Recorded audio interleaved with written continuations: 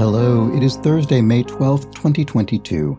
I'm Chris Remo, and welcome back to the New York Times Crossword Daily Solve. It is a Thursday puzzle today, which means some kind of interesting, unusual, or noteworthy theme. And this interesting, unusual, or noteworthy edition of the Daily Solve has been brought to us by Overfull Hitbox, Joseph Schwalbach, and as always, the inestimable Hood Monster and the invaluable Timothy Mark. So thank you so much to the four of them, benefactors of the Daily Solve Patreon campaign, for directly supporting this channel and help making this series a sustainable part of my daily work. And thank you to everybody else who has supported the Patreon campaign in any capacity. I do very much appreciate all of those contributions. Thank you to everybody who has done so. You can join their ranks at patreon.com/dailysolve. There's a link in the description field, of course, underneath the video. And you can get, if you do become a patron, all of the bonus videos that have gone up on the Patreon channel to date and the new ones that go up each week. And, of course, if you become a benefactor, you can also get the Daily Solve Let's Check the Crosses mug. There's also the Daily Solve Discord chat server. If you'd like to become part of the Daily Serve community, there's a free link to that in the description field. You get an extra channel if you're a Patreon subscriber. And, of course, it is free to subscribe to this YouTube channel. So thank you to everybody who's done that as well. And let's move on to today's puzzle. This is a Thursday puzzle, of course, so a themed, well, it's extra themed. Thursday puzzles tend to be more themed than average, with some kind of mechanic to figure out or a special rule. And today, our constructor is Ross Trudeau, who I would describe, well, first off, as a very experienced veteran New York Times crossword constructor, but also, I would say, a master of themes. Ross Trudeau seems to just have theme ideas coming out of his ears. If you follow him on Twitter, he frequently posts ideas for New York Times crossword, well, not New York Times, ideas for crossword themes generally. And sometimes he starts putting them into a grid just to work through the idea, but he's just a consummate themester, I guess. So I'm looking forward to seeing what he has in store for us today. And it was edited, as always, by Will Shorts. So let's get going. We'll start solving. Locale for part of Dinosaur National Monument. I'm actually not sure. Utah, maybe? I don't know. Not acceptable in a way. In a way. A no-no? Or maybe taboo spelled in a less common fashion? Not sure. Let's keep going. Blank Geo. With the G capitalized, this looks like a brand name. Nat Geo, National Geographic, perhaps. Inning beginning stat. No out, maybe, in a baseball inning? Or no outs at the beginning of a baseball inning? I think that might be what the answer is. Some messages on old radios, for short.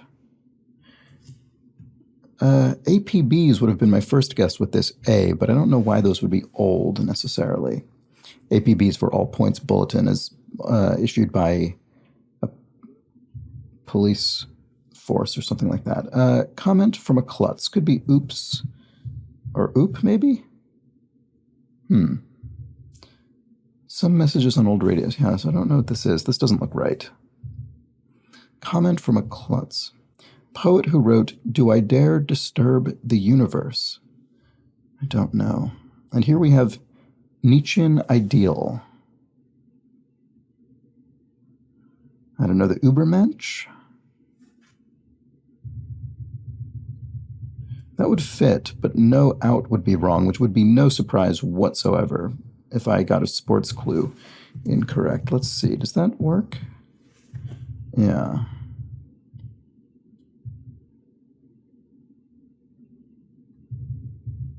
So some messages on old radios could be APBs, actually. I wonder why that's old radios.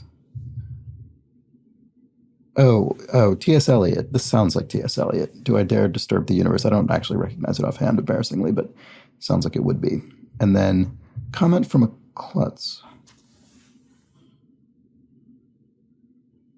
I think I've stumbled upon the theme in some fashion, because comment from a klutz, my first thought would be oops, and OO would fit right here. And then my first thought with inning beginning stat, inning beginning, that rhymes, I didn't realize, would be no out, which would also have double O. So actually, I don't have Oh, no, I do have an escape key. Okay, so if I put two O's here in a rebus, now here's an excuse to explain rebus to you. So rebus has a meaning in puzzle solving, dealing with a kind of pictographic or photographic representation of a word. But in the New York Times crossword specifically, rebus has a different meaning, a related but different meaning, which is that you can put several letters into a single cell, and sometimes that serves the function of a more traditional rebus where it illustrates something. But sometimes it just serves as those letters in their ordinary function in words, which seems like it's maybe what's going on here. If we have double O, so my guess is, and the way you get into that is with the escape key if you're solving on the computer, or there's a rebus button that you can activate. And different platforms have that button in different places. I think on the phone app, it's part of the keyboard, the on-screen keyboard. In any case, I think that's probably what's going on here. So no outs and oops with that double O. So I suspect we're going to have other rebus cells into which we must enter two O's. All right, so an uneaten part of fruit, for instance, could be the rind. And site with selfies familiarly could be Insta for Instagram. Document for returned goods, a something slip, packing slip, an invoice, a receipt. Not sure. Fortune 100 company with a heart in its logo. I'm not sure. Tree under which Siddhartha attained enlightenment. Bodha, where one might sit for a spell. So there's a question mark indicating a bit of punnery or wordplay. So sit for a spell is a common phrase that just means sit for a time, but I'm guessing that spell means something magical. A broom? Broom has two O's in it, but that still wouldn't condense the word enough to fit in only 3 cells. I'm not sure. What about this? One of the 5 colleges of Massachusetts. I don't know. With that MPS, it sort of looks like Hampstead, which I don't actually think I know this, but that could be. What about Ada Cross? Birthplace of the 44th U.S. president. Hawaii. Obama, right? So that could be Hampstead, actually. What about this? End of a block. Blockade. So the question mark in this case is telling us it's a bit of wordplay here, and we're, instead of something physically at the end of a city block, for instance, this refers to a suffix that we could append to the word block to create another valid word, in this case, aid, to create blockade. And comedian Sykes, Wanda Sykes is a comedian. And Lhasa Apso, which is a breed of dog, right? And then ski suit wearer's annoyance. I guess an itch would be, it's hard to scratch an itch if you're wearing a ski suit. And then let's look at this. I'm such a bozo. Doe. So there we go. It looks right. And changes to survive. If one changes to survive, one adapts. And let's look at the crosses. Kinda, sorta, ish. So you could say, 5, kinda, sorta, 5-ish. This does look like Hampstead, doesn't it? Blank Puente, a.k.a. El Rey del Tambal, Tito Puente, the musician. And I guess I was wrong about Bodhi. No worry. Is this wrong? I don't think so. Tito Puente.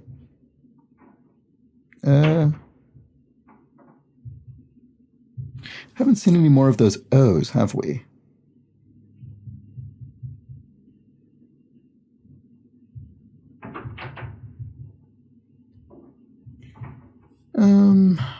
No worries. Maybe this isn't Hampstead. I mean, it wouldn't be a surprise because I just don't know it. Hampstead? Hampshire. Oh, Hampshire.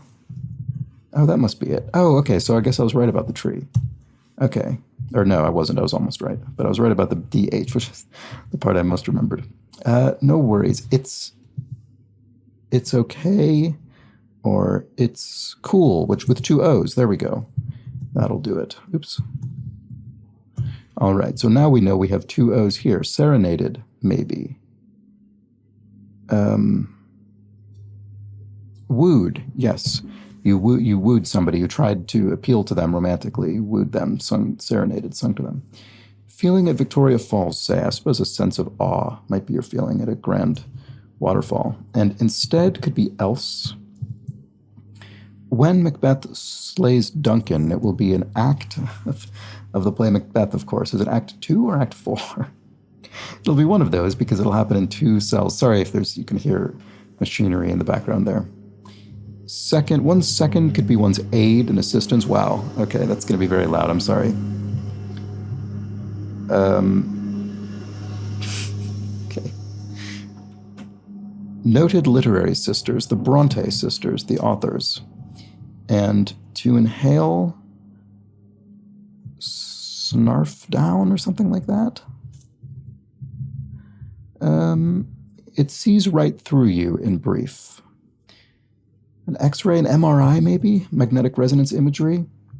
So Macbeth slays Duncan in Act 2, and then this does look like snarf down, doesn't it?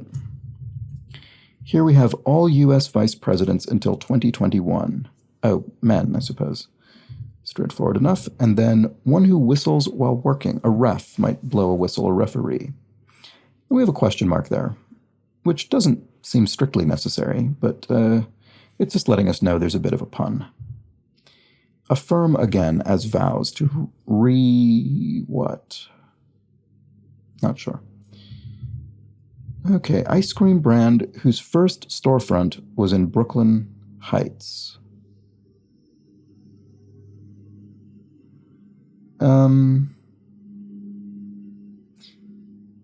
don't know, actually. What about this? Popular cake topping ingredient. Is it Oreo? Have we found a new way to include Oreo?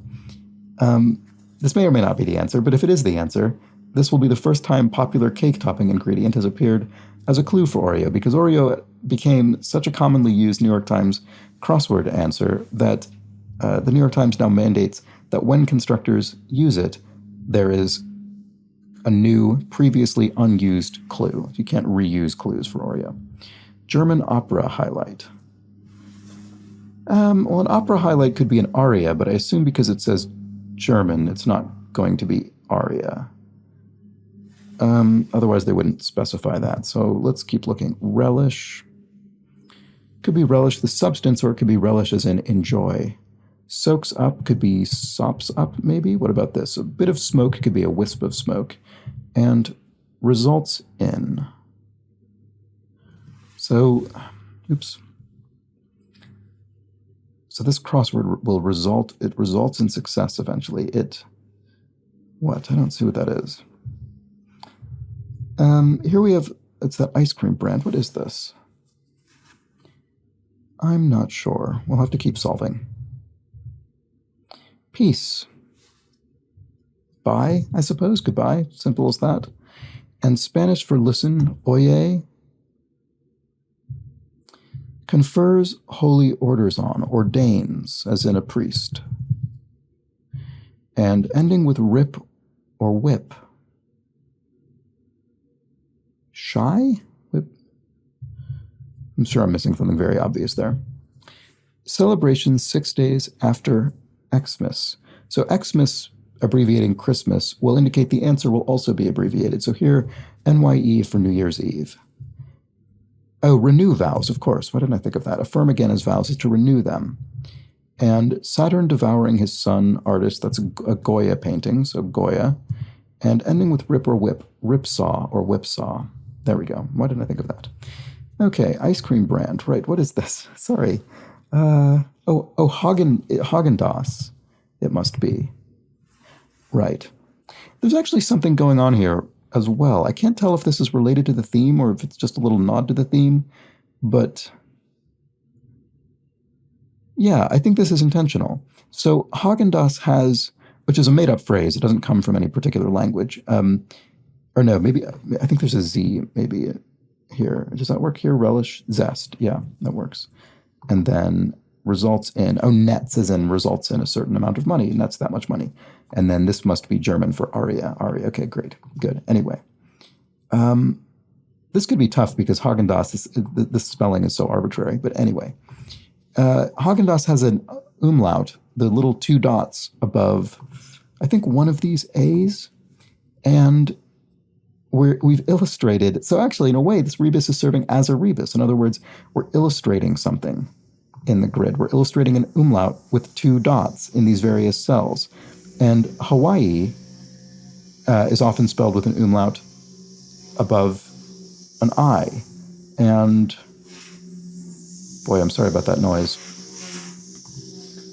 Was there anything else? Maybe not. Maybe it's just those so far. So we have 2 double O's and 2 umlauts, and that's surely intentional. All right. Let's see. Let's go back up to the top of the puzzle. Where did we leave off? Okay, here, we haven't seen this yet. Produce as an egg is to lay an egg. Brown for 1. I'm not sure. Oh, fry maybe? No, why would it be for 1? It's not quite right. Scent of an animal could be its musk, maybe? And harden could be to set, as in glue or icing or something. Where might sit for... Oh, right, where one might sit for a spell. Is it simply bed? What do I not understand about this? What about here? Kind of globe. And it's framed. Maybe this isn't musk. No, I don't think it is. Sarges report to them. It must be lieutenants or Louis. So we're going to put the double O, the double O in there, and then Louise. Okay, great. So scent of an animal is, I don't know. But brown for 1, maybe it is fry. I don't know what this is. Fortune 100 company with a heart in its logo. Maybe I will when I see it, but I'm not sure. Trait of a babe in the woods. Oh, naivete. Ah. And there we have another... wait. Sorry. This is even more clever than I thought. I completely missed this. So, yes. So, Übermensch. Oh, wow. This is amazing. This is actually quite impressive. Übermensch has an umlaut above the U. And there it is. We've illustrated it. The Bronte sisters have an umlaut above the E, and there it is. We've illustrated it in It's Cool and Wooed. Naivete has an umlaut above the I, and we've illustrated that in Louis, and whatever will go here for scent of an animal, which must mean we're going to put an umlaut above the A in Haagen-Dazs right here. This is incredible. And The Handmaid's Tale author, yes, is Margaret Atwood. And then here we have to greet with derision. Could be to boo at, maybe? There we go. And Buffalo Ice Hockey Pro. A saber, the color ombre. What else could this be? Saber, I'm guessing. 90 degrees, east. There we go, that looks right.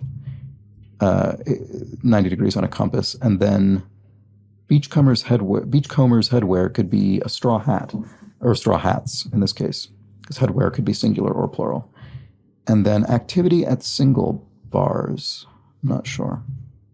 Singles bars, I should say. Vibes could be auras, maybe. And 6-footer down under. Anu? Down under meaning in Australia. TV character originally called an emu. Emu is what I was thinking. The bird, the flightless bird. And then TV character originally called Baby Monster must be Elmo. Okay. Kunis of Black Swan, Mila Kunis, the actor. And then, what is this? Activity at singles bars, flirtation. There we go. Oh, and this looks like it'll be umlaut. Yes. Diacritical mark resembling a diaeresis, both of which are represented in this puzzle. Aha, an umlaut. So I'm actually not sure what distinguishes a diaeresis and an umlaut, but I suppose we have examples of each in this puzzle. And a ruler with a famed golden mask informally would be Tut, King Tutankhamun, and Egyptian pharaoh. And then tributes containing insults are roasts. And a lab coat is pharaoh. That's clever. So the coat of a Labrador dog. It's fur. What an incredibly clever puzzle this is. And here's our revealer here is in a slightly unusual position. It's mostly in the traditional location, according to Lyell's law, which is in the crosses towards the bottom of the grid, but it's over on the western border rather than the eastern border as usual. And the revealer is it's the sort of explanatory answer that helps tie the theme together, which it certainly does in this case. Okay, so like many Bluetooth headsets, one ear maybe, that looks right. And director Wes Craven is a film director. Kind of globe, snow globe, there we go, decorative object. And then it's framed, could be a pane, a window pane framed. And scent of an animal. What? Don't I see what that is? Whittle could be something carve. Spore, is that? This must be a term for the scent of an animal. And then whittle, to wood carve. Oh, I see. So it's whittle of the verb, not, well, of course it is. What else would it be? Sorry. Not whittling, a noun, wood carving. So anyway, to wood carve is to whittle, and I still don't know what the Fortune 100 company with the heart in its logo is, but that's fine. We'll get there eventually. Document for returned goods. And blank state, Big Ten school. I don't know, Ohio maybe? Singer Simone. Oh, maybe this isn't wood carved, because Nina Simone would be my guess here. Let's try it. Oh, there's that sound again, I'm sorry. Not acceptable in a way. Uncool would have two O's, but it wouldn't fit. Mezzanine is a tier.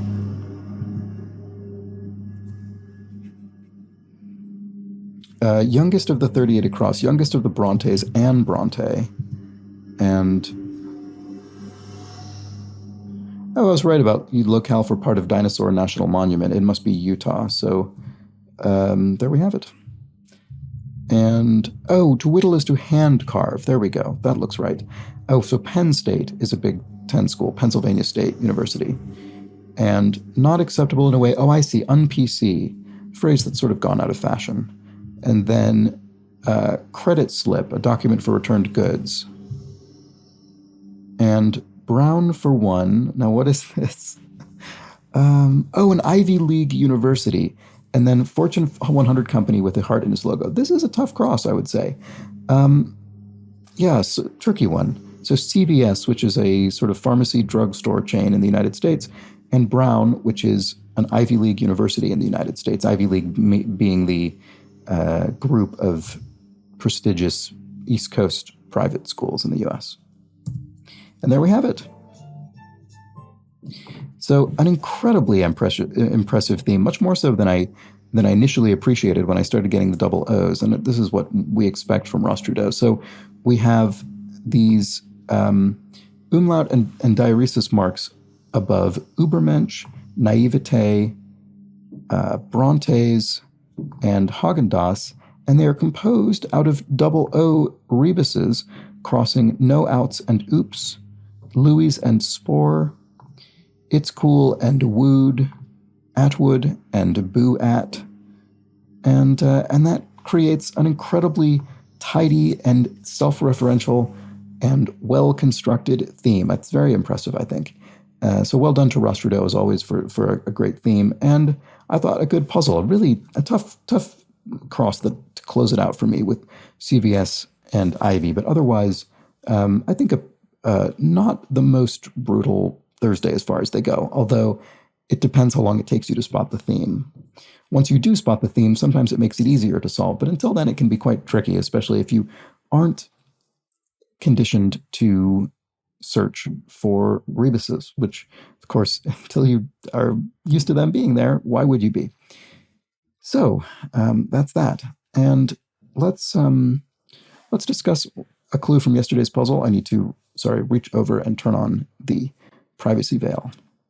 Okay, so we have one comment from yesterday's puzzle, correcting a grievous error on my part. As Leica 3000 points out, The term steamed hams, which refers to homemade grilled hamburgers that strangely resemble those from fast food chains, is not from Utica. It's an Albany expression. When Utica came up in the crossword yesterday, I referred to it as the source of the local culinary term steamed hams, but of course, Leica 3000 is correct.